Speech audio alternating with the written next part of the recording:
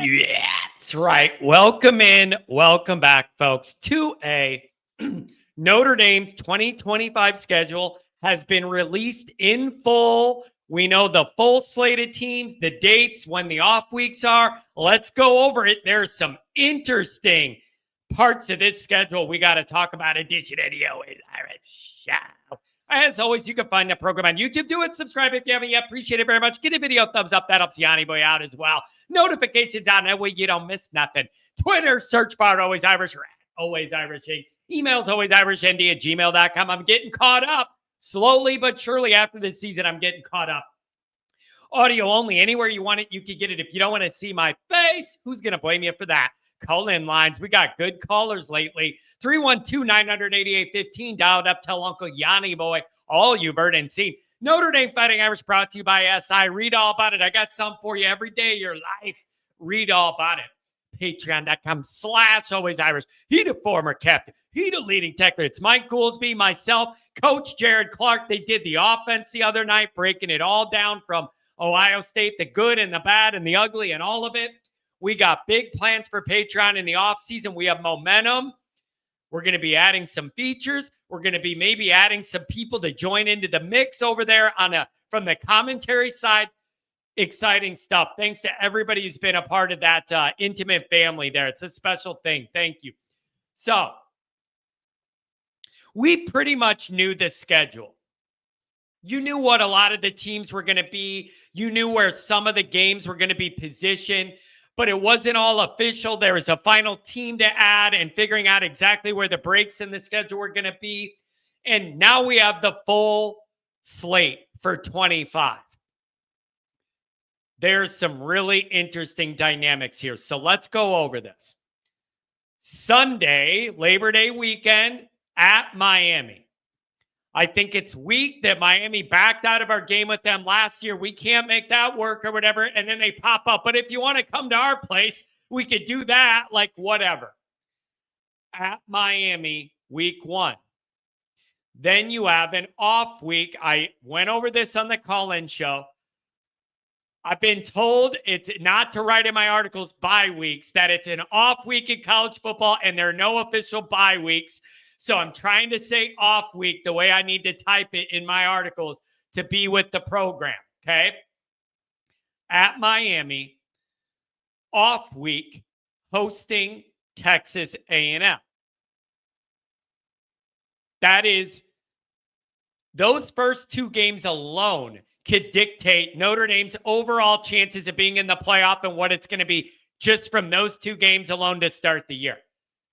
And oh, by the way, new quarterback, new DC, new GM. I don't know what's going to happen with the offensive line coach. Like, you have all these new moving parts, and you're going to Miami week 1. Then you have the off week, and you have A&M. And I expect A&M to be better this year than they were last year. A full year into Elko. You know they're going to have a fast physical defense. They found that quarterback they switched to after is that guy, I don't even know his age. Is he young and coming back? And it isn't going to be the guy we face. Like, there's a lot of meat on that bone. We already saw the stress it puts on Notre Dame if you lose a game in the first 2 weeks of the season. You felt like you couldn't lose again the whole rest of the year, and Notre Dame didn't lose the rest of the year. But that immense pressure was on you from that moment on. And even though losing to A&M or Miami wouldn't be as embarrassing as losing to Northern, the one loss in the first 2 games, you're putting yourself behind the 8 ball if you're Notre Dame. You got to avoid it. So that window alone in the first 3 weeks with the in-between off week, 2-0, and you're sitting pretty. 1-1, you're in the same position you were last year where you feel like you can't lose again. 0-2, I don't even want to think about what the call-in show is going to be like. Are you out of your mind? Son of a buck. I can't even think about it. On the morning show, people were debating whether they love or hate the off week right after week 1. I understand both sides of the argument. One side of it is, man, you need to spread those off weeks out later down the line when you're a little beat up and whatever and need a break. I understand that. Like maybe later in November, you need a break to recharge. You're not going to have it. I get that argument, but I also get the argument of that might be a good time to do it. When you have all these moving parts and you're trying to get the new team to gel together, whatever, and you have like those brutal 2 games, I understand people liking it after this to create a break and get more, the team more together on that bonus week before you face A&M. So I see both sides of that argument. But the Miami and A&M result is going to have those games are going to have a lot to say about Notre Dame's playoff position or not in the first 2 games you play. That's a heavy lift with a new quarterback and all these changes coming. Very interesting. After A&M, you host Purdue, but not their stupid drum because it can't fit through the tunnel or whatever. Good.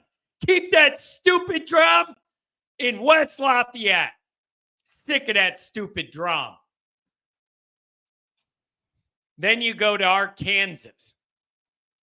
And Arkansas is not, nobody's going to claim they're a top-end SEC team, whatever, blah, blah, blah. Nobody's making that claim. Settle down. But you're still going on the road to face an SEC roster.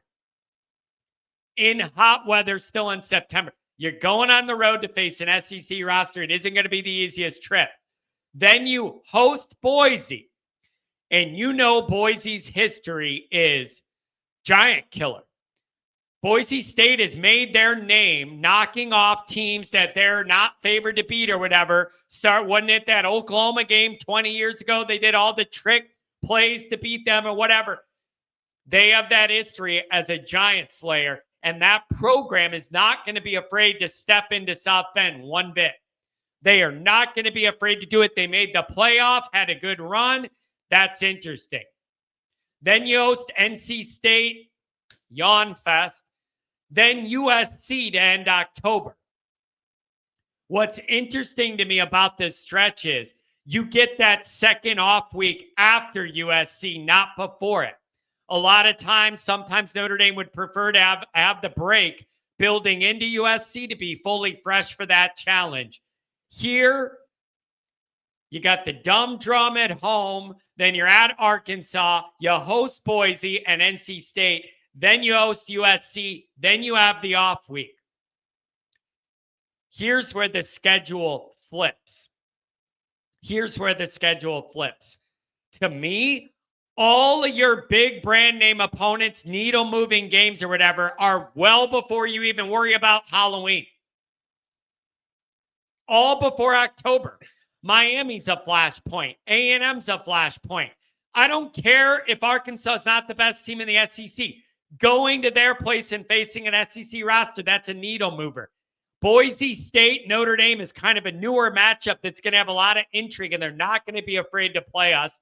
That's interesting. And then obviously USC is always dangerous. All of your needle-moving games are it before October even ends. All before Halloween. I am confident saying Notre Dame's playoff dreams or hopes or whatever are going to be determined in that front half of the season.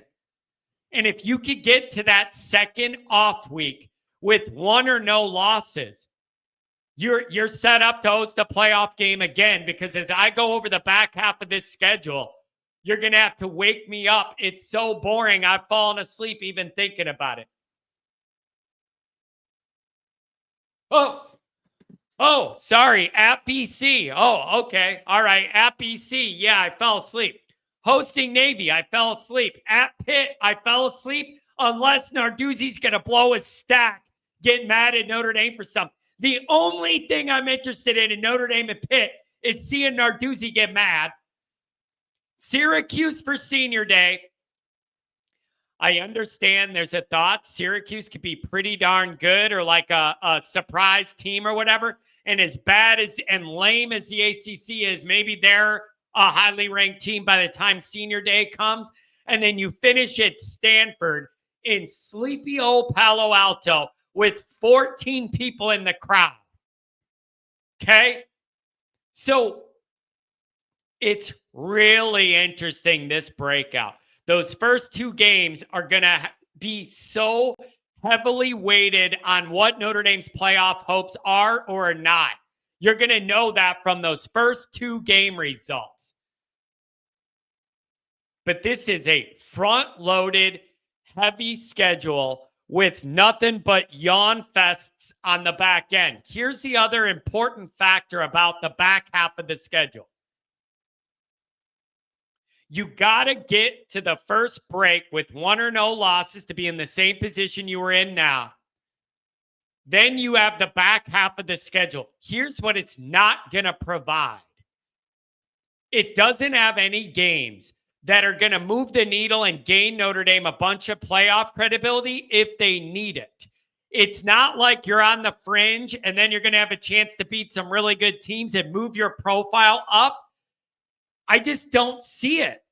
At BC doesn't give you that. At hosting Navy doesn't give you that, even if they're good.